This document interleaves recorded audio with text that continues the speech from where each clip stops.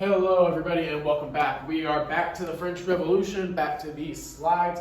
We went over a little bit about the start of the French Revolution, that inequality between the First Estate, the Second Estate, and the Third Estate, and what happened with that, how they all got one vote. The Third Estate said no, walked out, invited everybody to the National Assembly, and then they created a constitution, or they vowed to create a constitution, and the king finally gave in.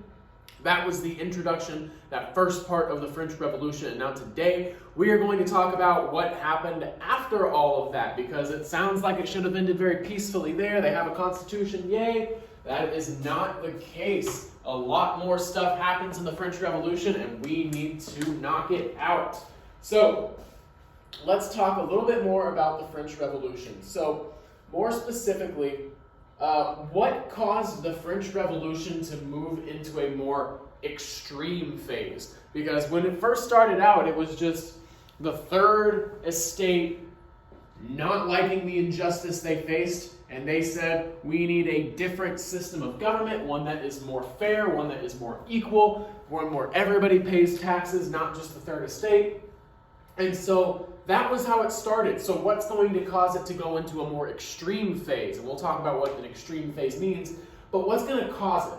So we have radicals, which are people favoring a drastic change. So we hear the term radicals thrown around a lot today, especially by news media. Radicals are people who are in favor of a drastic change. So a big change right away, very suddenly. That's what a radical is. And you have these radical groups that are going to emerge in France during the French Revolution. One of them is going to be the Jacobins. That is a radical political club who is in favor of drastic change right now, immediately, even if it means violence. And then you have Maximilien Robespierre, who is going to be a Jacobin member, and he's going to eventually become the leader, and he is going to inspire what will become known as the Reign of Terror. We'll go over what that was here in a minute. So news about the French Revolution is going to spread across Europe. Europeans fear that these ideas would spread to their countries, so they don't want the French Revolution to keep going because they don't want the ideas of the French Revolution to spread over into their country. So they want the French Revolution to stop where it is, so it doesn't threaten them. So they're going to go to war. France is going to declare war on Austria. The Jacobin Party in particular is going to declare war on Prussia, Austria, and Britain, and those wars are going to last 20 years. So this extreme phase. So the French Revolution moved into a radical stage that was willing to take on drastic actions against all enemies. So what this means is that they were not just getting political, they were going to get violent if need be. They wanted radical change right now, and they didn't care what they had to do to get it. They needed the change, and they needed it right away. So that's going to lead us to what became known as the Reign of Terror. And this is a period when brutal measures, not just drastic, but brutal measures, were used to eliminate enemies and critics of the Revolutionary Republic set up in France. That's very, very wordy. What we're saying here is that they are going to do whatever it takes to silence anybody who doesn't support the revolution. So if you didn't support the revolution, they were going to find you, they were going to accuse you, even if you did support the revolution. If they had any reason to believe that you didn't, they were going to find you, and in most cases, they were going to execute or arrest you. They were going to arrest anybody who disagreed with the Jacobins, because they were the political party that was in charge. So they're going to arrest the clergy, aristocrats, common people, anybody. It didn't matter who you were. If you disagreed with the Jacobins, you were going to be arrested. So here are a couple pictures. This is King Louis. This is King Louis XVI, who was the king of France at the time. You can see that he is not dressed like the common people. He's not dressed like somebody who pays a lot of taxes. And then you have his wife, Marie Antoinette. She's definitely not dressed like somebody who pays a lot of taxes or knows what it's like to struggle in any real way. So this is the guillotine. So the guillotine is a contraption that they built in France. It was built by a man whose last name was Guillotine. And they are going to build this machine. It's a large wooden machine. Attached to it is a blade that you crank up, and then it falls down, and it will cleanly cut off your head. And that was the purpose of the guillotine, was to execute quickly and humanely prisoners who refused to agree with the revolution or were actively conspiring against the revolution. But it also became this symbol of absolute terror. Now, the guillotine just becomes this symbol of you have to agree with the revolution even if you don't actually agree with it, because if you don't, this is your destiny, this is your fate. So people just agreed with the revolution to avoid this guillotine.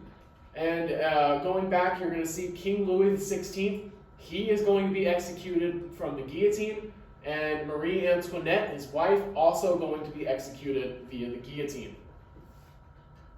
Okay, so why? Why did this reign of terror happen? Why was this violence and this brutal period of time necessary for the believers in the Republic in France? The main reason why they introduced this reign of terror was simply to silence anybody who did not agree with the revolution. You didn't even have to believe in the revolution. You just needed to be quiet about it if you didn't, so that the revolution could go on. So about 16,000 people are going to be killed on the guillotine. About 20,000 were found guilty of not supporting the revolution. And as a result, it's going to be the end of the old regime. And we talked about the old regime in the last video. The end of the old regime, the end of the three estates, the end of the way that they've always done things, the end of only taxing the third estate. And the bourgeoisie, who were the upper class of the third estate, they are going to be the dominant party in the government. They're going to promote a spirit of nationalism through the reign of terror. So we'll go back to this picture. This is a very famous picture of an execution that happened on the guillotine. It just depicts how graphic this was. And they would do this. They would execute people and then hold their head up so that everybody could see this person is now dead because they opposed the Republic. And this is what happens when you oppose the revolution. So the revolution was happening and the reign of terror had begun. So the end of the reign of terror is going to come when Maximilien Robespierre, who we talked about a little bit earlier, he becomes really, really power obsessed. He is eventually going to be guillotined, but before that, he would just go up to anybody, and if you were randomly doing something that he didn't think was maybe not quite correct for the revolution, he would accuse you of not supporting the revolution, arrest you, and kill you. That was it. And he was the leader of this political party. He got insane, he got power hungry, and people thought that he was becoming obsessed with ridding France of all corruption, and people just feared him. They didn't know what you were going to do. You could be best friends with the guy, but tomorrow he could be mad at you, accuse you of not supporting the revolution, and kill you. He was too dangerous to have around. And one day he approached the National Assembly and he said, and this isn't on the slides, he said, "I have a list of names of everybody who I don't think supports the revolution. And I think all of these people should be guillotined. But I'm not going to show you the list because I want to see if everybody else knows as much as I know." And before they let him read the list, they voted to guillotine Robespierre instead. Because nobody knew whose name was on the list, and nobody wanted to find out that their name was randomly on the list. So they voted to guillotine Robespierre, and after his death, the revolutionary fervor began to cool down. The revolution's going to keep going on, but in a much less violent way. So Jacobins are going to lose their power, and a much more moderate middle class came to power. So remember, Jacobins were radical. They want immediate change right now. Moderate means that you're kind of in the middle, so that, it's not as radical as it had been. So a new government was drafted, the third since 1789. So the government just keeps changing. The new constitution placed power firmly in the hands of the upper middle class and called for a two-house legislature, like we have in the United States today, and an executive body of 5 men known as the Directory. So that Directory made decisions instead of the king or queen. The Directory also found the right general to command France's army. They put this person in charge of France's military. That person was Napoleon Bonaparte. So he's very talented, very young, and they are going to put Napoleon Bonaparte in charge of the military, which was a mistake. It was an absolute mistake. So the rise of Napoleon, he is very ambitious, overextended his power. He's the greatest military genius of his time. He was a great military general, don't get me wrong, but he was the absolute wrong person to put in any position of power. He's perhaps the greatest general in history. He joined the French Revolutionary Forces and showed great talent and leadership, but he wanted to rule all of France. He wanted to be the next dictator of France, and eventually he did, and he wanted to take over Europe. He wanted to expand France's borders, and he started attacking anybody and everybody, regardless of whether or not they were actually their enemy. So eventually you've got to put an end to that. So Napoleon, he's going to be exiled to an island called Elba in 1814, but he is going to escape exile. Exile means that you're kind of just dropped on an island and left there to fend for yourself. You're just put away. His final defeat, he's led by the British Duke of Wellington. Napoleon is defeated at the Battle of Waterloo, and he is exiled once again to St. Helena, where he dies alone in 1821. So about 7 years after he was first exiled, he is going to die. Reasons for his fall: survival of Great Britain, force of nationalism, deep devotion to one's country. So you have this dictator who's going to rise to power, but he really just wanted it all for himself. He didn't believe in the revolution. He just saw an opportunity to put himself in power, and he seized that opportunity.